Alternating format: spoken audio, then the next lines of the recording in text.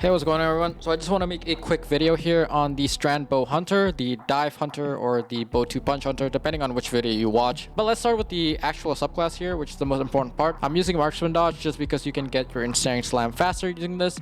And also I'm using the Grapple Grenade, and then I have Widow Silk in order to gain 2 charges of my Grapple. Now the Grapple here is actually really important, so you can do stuff like this. As you can see, I'm grappling onto a tangle. You don't need to, but it'll replace your melee with a Grapple Melee. I'm sure you guys know this.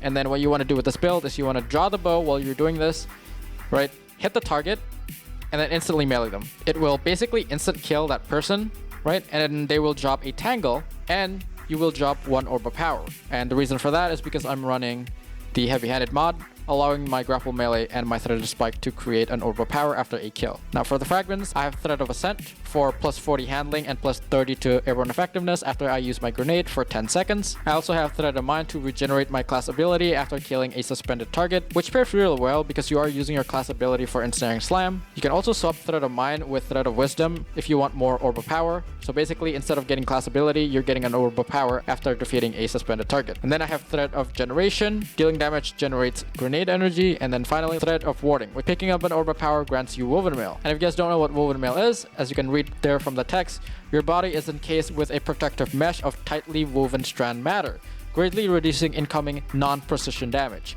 So basically in PvP, this is a 25% damage resist towards body shot damage. And keep that in mind, it only works with body shot damage. Alright, so moving on here, since this is a bow build, I'm going to show you guys the bow. It's a Reckoned tier, and the only reason why I'm using this is because of the AE stat. This bow has the highest AE stat of all bows in the game, sitting at 20 airborne effectiveness, and you can pair this with Oathkeepers, which increases your bow airborne effectiveness by plus 40. So now, just by using an exotic and this bow alone, you get 60 airborne effectiveness, and you can also pair that with Thread of Ascent, going up all the way to 90 airborne effectiveness. Now, moving on to the Glaive, there's actually a very specific reason why I'm using this Glaive alone. So let me just show you guys a clip right here. So when you grapple melee someone, this guy will be hit for over 100 damage, but you also deal an AoE damage around you for 60. So everybody around you will take 60 damage. So just quickly here, I'm going to illustrate it in paint. If I hit this guy in the middle, this guy will take over 100 damage, right? I don't exactly know the numbers, but it's like more than 100. And you will create an AoE effect like this, which looks like a pie.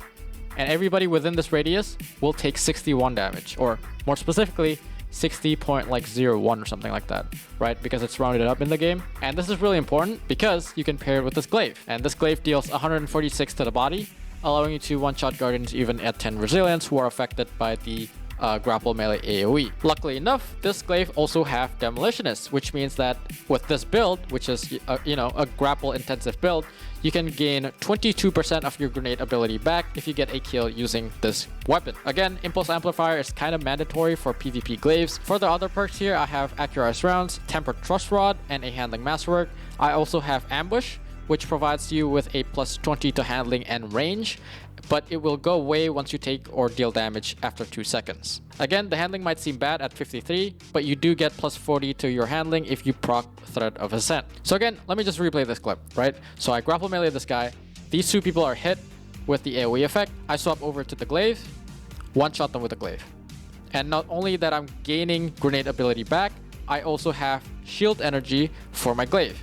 And a Glaive Shield, if you guys don't know, is a 50% damage reduction to damage that is coming from your direction. And the cool thing about the Glaive Shield is that not only that it's a 50% damage resist, it also protects your head. So that means your opponent can't deal precision damage towards you as long as they are in front of you, right? And you can stack this with Woven Mail, as we mentioned before, which does not protect your head.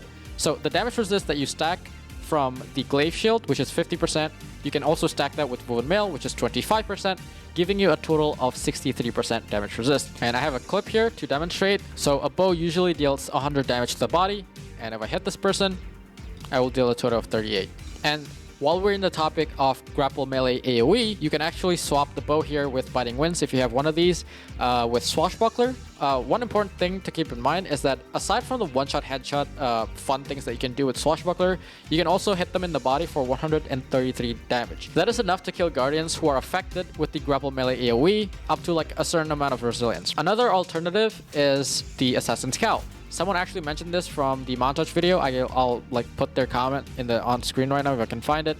but you can do with the wombo combo, and you no longer need to have recuperation, right? Because you already have the exotic trait from Assassin's Cowl, which reads Powered Melee Final Blows, grants invisibility, and restores a portion of your health and shields. So basically, this just heals you whenever you get a powered melee kill, and it also provides you with invisibility. The most important stat to look for here is mobility and discipline. As long as you have 100 mobility and you have 100 discipline, it should be fine. Moving on here to the mods that I'm using, you have 2 targeting for the bow, so you get +8 to aim assist. You have at least 1 stasis loader, because it does provide you with a multiplier for your bow reload speed. And I also have Impact Induction, which reads causing damage with your melee attack reduces your grenade cooldown, which also works with your Grapple Melee. It also works with your Threaded Spike. It also works with your normal melee. Double Unflinching for my bow. And I also have a holster mod for my glaive, and then the 2 mods that I mentioned earlier. And on my class item, I have 3 copies of Utility Kickstart, just because I have a minor discipline mod. Now, 1 Kickstart is around 10 or 12% of your class ability every time you use it, but 3, you get 15%. And the reason why I stack 3 of these is because nothing else can proc out of Ensnaring Slam. And the only reason I'm using a minor discipline mod is because I don't have enough space to use like a 3-cost mod here on my arms. If in the future Bungie adds a strand bow, I can use the harmonic loader, and I can use something like the discipline mod, and I can use something else here like recovery or something, right? But anyways, that's about it. Hope you guys enjoyed the video, and I'll see you guys next time. Peace.